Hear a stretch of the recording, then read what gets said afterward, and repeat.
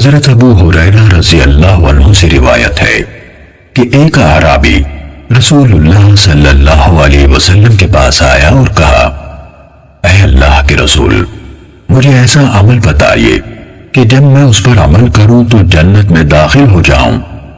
آپ صلی اللہ علیہ وسلم نے فرمایا، تم اللہ کی بندگی کرو، اس کے ساتھ کسی کو شریک نہ ٹھہراؤ، نماز قائم کرو جو تم پر لکھ دی گئی ہے، فرض زکوٰۃ ادا کرو اور رمضان کے روزے رکھو۔